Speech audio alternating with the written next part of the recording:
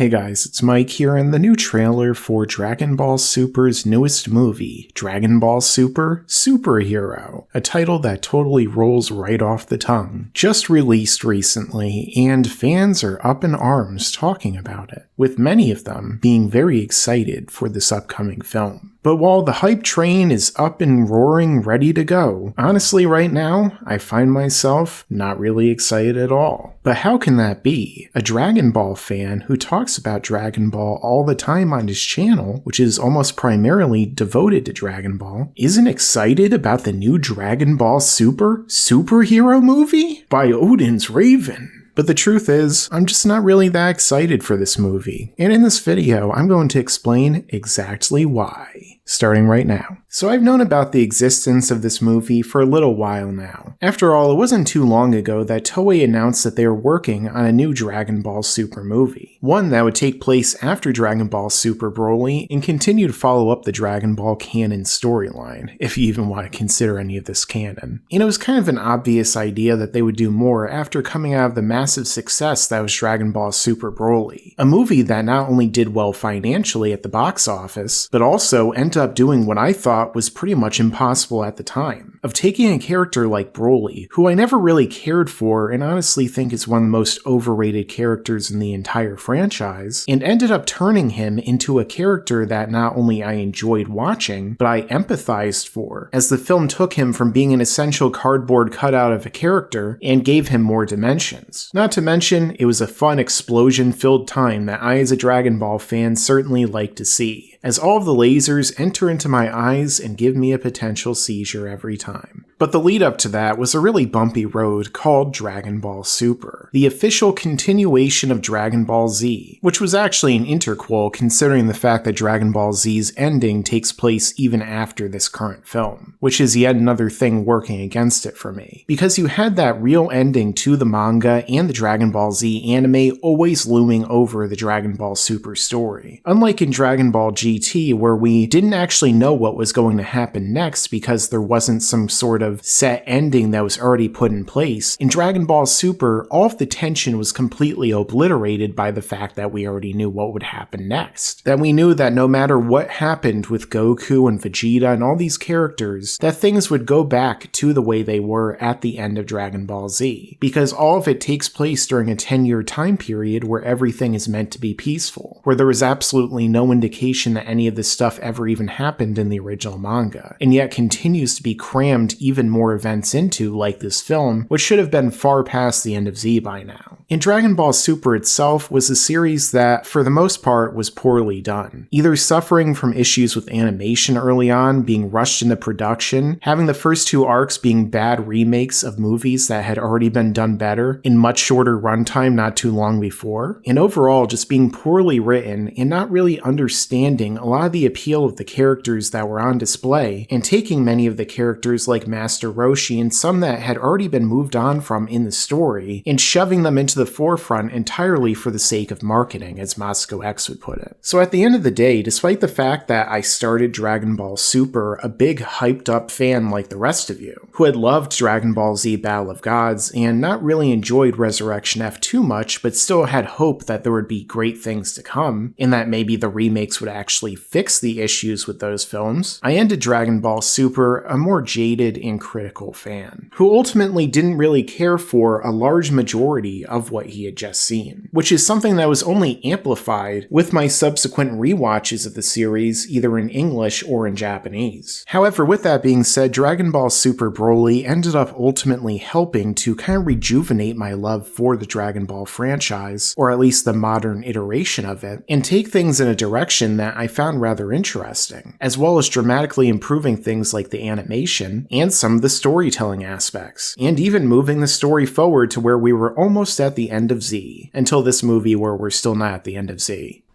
Toei. I mean, is anyone really going to be shocked at this point if Goten and Trunks are still children who still don't look the way that they're supposed to at the end of Dragon Ball Z, who still aren't even allowed to become teenagers and actually have a life and some development for once? But then again, I don't think they show them in the trailers, so I guess we'll wait and see. Maybe this will be an improvement. But all of my faith in the Dragon Ball franchise moving forward really ended up taking a massive blow with the Moro arc of Dragon Ball Super's manga, something that I actually really enjoyed at first, as it introduced us to an interesting new villain. A number of interesting world-building elements were added, like Spirit, and the storyline involving the Grand Supreme Kai who is inside of Majin Buu. And it actually seemed like Toyotaro was building up Vegeta to actually win for once against the main villain, and have a real compelling storyline with real agency that he built up throughout the course of an arc, training just like Goku did in the past to arrive in order to defeat this guy with an ultimate technique, and everything in the arc could in no way be completely screwed up in the third act, leading to my faith in the franchise dying a horrible, slow, painful death. Oh wait, yes it could. As much like in the Goku Black arc, we were treated to one of the worst endings in the entire franchise, that basically had Toyotaro flipping me the middle finger every single chapter, as well as any fans that actually pay attention to this franchise, understand basic storytelling, and don't just like subversions and twists for the sake of subversions and twists because the writer clearly can't come up with a good compelling ending, other than a big light show where Goku activates his Susanoo and punches Moro in a gem that they just established earlier shouldn't actually work that way, winning the day. But hey, Toyotaro doesn't seem to understand how the in-universe mechanics of the franchise he's writing even works. But don't worry, Toriyama forgot them ages ago too. So what the Broly arc had built back up in me, the Moro arc had completely thrown down. And with the end of that arc, I had actually stopped reading the manga altogether. I had read and seen really as much as I could take at that time, and I was simply receiving no more enjoyment from a franchise that I used to love. And so as you guys may have noticed, I stopped covering it, only doing videos that mostly revolved around theories and storylines that had already passed, because all of those in the past, especially in the original manga and anime runs, are far more interesting and fascinating to me than any of this new stuff. And the truth is that getting into this new movie, that's basically how I still feel, because I have no interest whatsoever in actually seeing this. And this trailer that we just got definitely doesn't help with that, nor has any of the promotional material I've seen so far with these new characters. But talking about actually seeing this trailer, this new animation style and the direction that they're taking with that is definitely not something I'm looking forward to either. Because we went from going in the right direction animation-wise in the Tournament of Power, and then the Dragon Ball Super Broly movie especially, and now we go into this where it's 3D CGI that looks like it belongs more in Dragon Ball FighterZ or some video game you would find in a Japanese arcade. Why would Toei move in this direction? Dragon Ball up until this point has been predominantly a 2D form of animation. Sure, there have been little things here and there like the 4D experience in Japan, and of course the video games that have been done in 3D, but the entire canon storyline of this has always been in 2D animation form. Now honestly, when it comes to the differentiation between the cell animation and the current animation that we have today, I still prefer the original type of animation that Dragon Ball and Dragon Ball Z and anime up until the early 2000s was done on. Digital animation has a number of issues and ultimately looks a little bit too bright, too clean, too oversaturated, and for an old school fan like me isn't really as aesthetically pleasing. But I would definitely take the digital animation that we got in Dragon Ball Super and the Broly movie over the style that we're getting here, which is too evocative of video games and doesn't really mesh with the style of animation that we've seen up until this point as Dragon Ball Super. And in many ways, I wonder if this is going to be serving as a test for Toei, who are going to see the reaction to this film and just how well it does at the box office, and then if it does well enough, possibly decide to move it in a completely 3D CGI animated style from this point forward, which is something that's only going to turn me off this franchise even more. Because even though it definitely would help to set itself apart from previous iterations of the franchise, and I have heard that there are a number of different anime films where they have actually used 3D CGI well in the past, like Lupin the Third, I've also seen far more examples as a fan of it actually detracting from the anime itself, where when they try and integrate 3D CGI, either it looks really poorly done, or the 2D elements stand out in a bad way, to where they look like they're cardboard cutouts, or maybe like you're playing Paper Mario. I mean, just take a look at what we saw with the new Berserk series, or even a character like Envy in Full Metal Alchemist Brotherhood. And as we've seen, CGI often ages far more poorly than 2D animation, wherein you could still watch classic 2D animation from decades ago and it still looks great, whereas CGI, even from a few years ago, ends up looking poor, and that only increases over time. So this isn't a direction I'm anticipating the series going in, and I feel like they really need to start getting back to their roots in overhauling a number of the issues that we've seen so far in the franchise. But with that being said, we haven't really seen that much as far as the actual trailer and the content of the film goes. What we saw was basically a teaser trailer. For all we know, the plot and the writing of the film could ultimately end up being really good, and it could be one of the best entries in the entire franchise. But at this point, I'm not really holding my breath, and I'm not really that excited to see this film. Unless they start putting out some incredible follow-up trailers, or I start to hear rave reviews from people I actually trust about this stuff, then chances are that's not going to change until I eventually see this movie. And at that point, I guess we'll finally find out if there is anything worth being excited about. Make sure to subscribe and enable all notifications so you can stay up to date with all of my videos. Thanks for watching, and make sure to stick around because there's a lot more to come in the future.